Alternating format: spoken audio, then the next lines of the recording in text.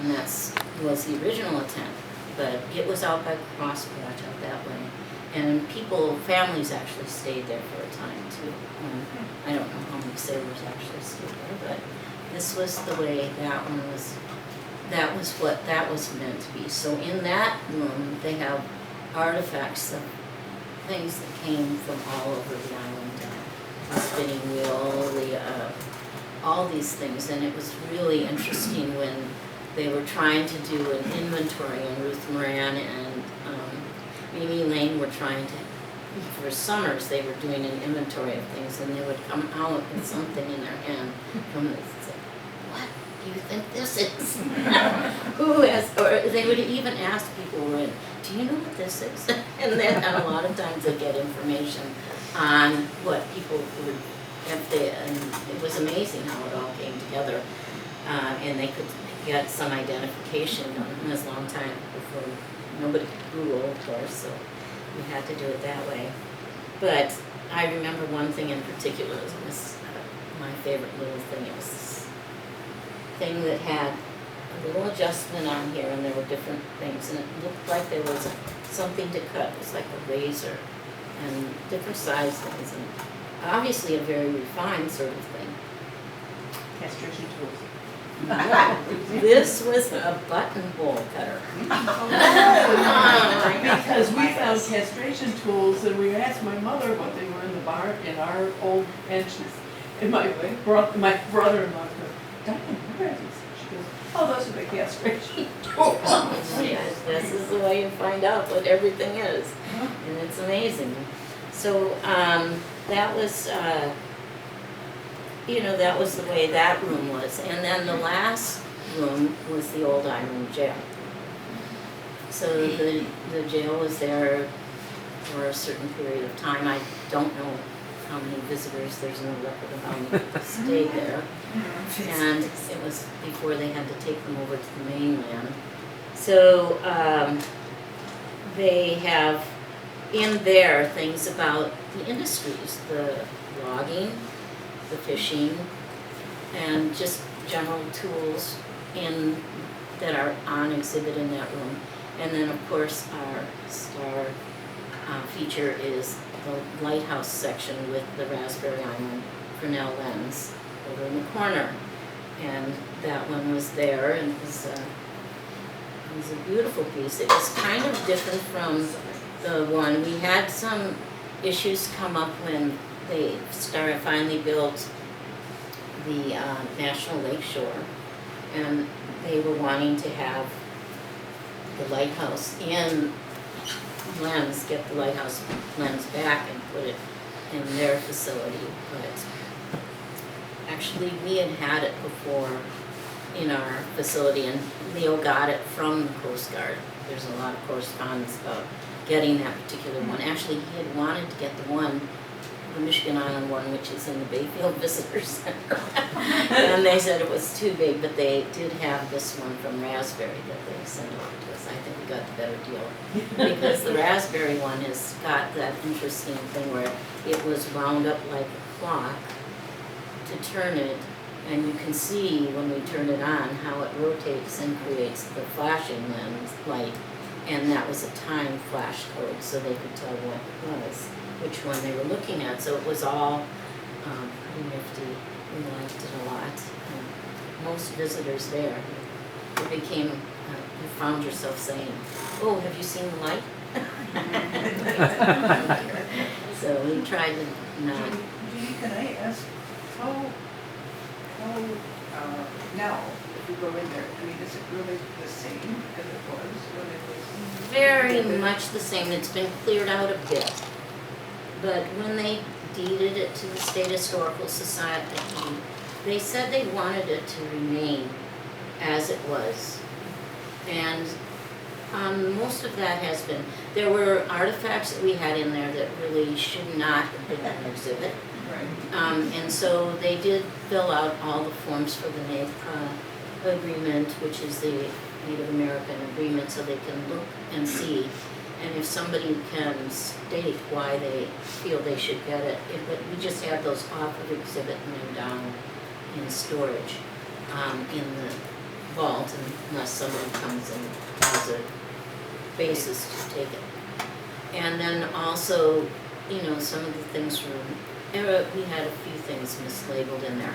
You know, notice all those labels, this is the other thing. Bella Capster did every single label. She hand labeled it, and each room, the backing is color coded, so you know which room it goes in. She had little notebooks that listed every single label that she had made and how she had done it. And they, after Leo died, there was, and anybody in Packnote and maybe often catch spelling errors, that I guess Bella wasn't the best speller. But every time you tell her, she'd go, okay, and she'd go back into her booklet and find out what it had said and correct it, do a new one on the correct backing, and then bring it back in so it could be changed. Yeah, she was very meticulous about keeping that up, and See, so, was she alive when you were working there? oh yeah, And for how long? Maybe you want to tell. oh, I got the dates, he was like, what's it? So I started in '69, and Leo died in '75.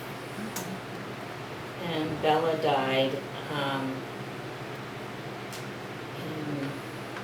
It's 86. '86, yeah.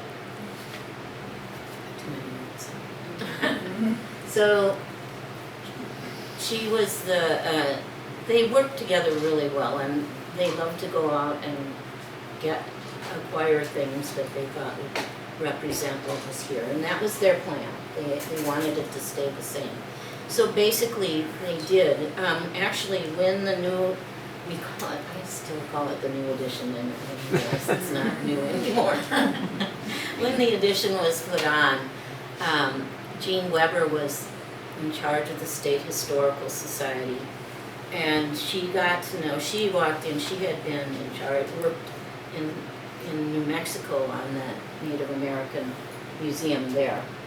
When they had built it, in fact, when they opened it, they invited her to come back, go through the opening for it. And so she walked in and saw what we had in our collection, and she knew in a heartbeat what we had. And she loved the museum. And we were running into issues when I don't know if this is about Leo and Bella as much, but when Bella died, Jean wanted to keep the museum exactly the same, and she felt that people might not understand why it should remain the same.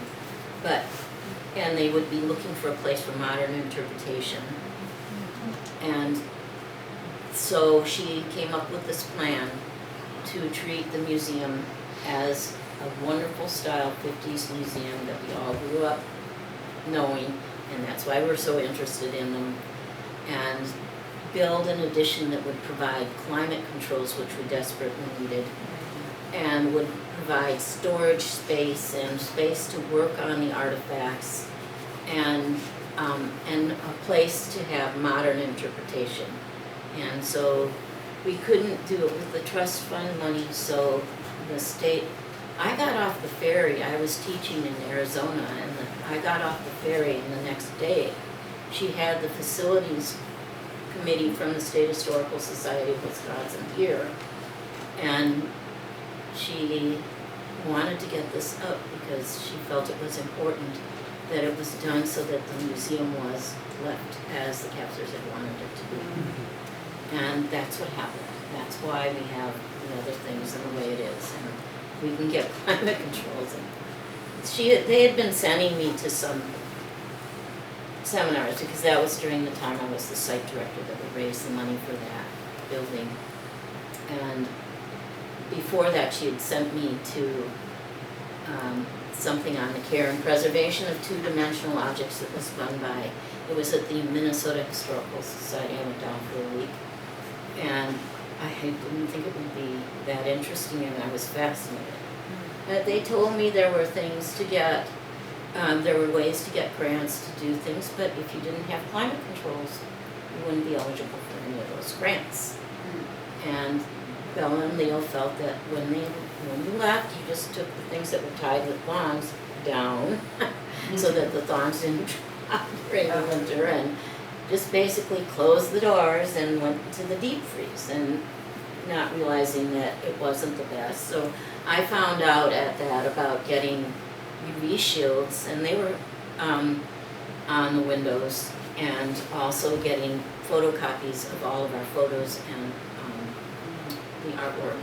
And so we did those, and we got those things completed, and did that. So we tried to stay within the parameters always of keeping the museum as it was, and then working through with the new building.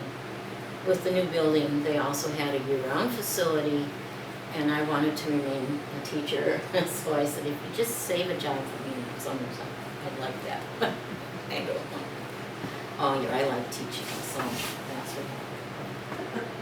Steve was the first site director that was here on a year-round basis. Otherwise, Maggie and Pat and I were all limited term employees. Yeah. But the site director became regular full-time in the facility, yeah. I just wanted to add something to my introduction. Jeannie was not only a founding member of our group, but the wonderful full circle experience is that the current director, the site director, Mike Wiggins, was Jeannie's student in middle school. And he still calls her Miss Teisberg.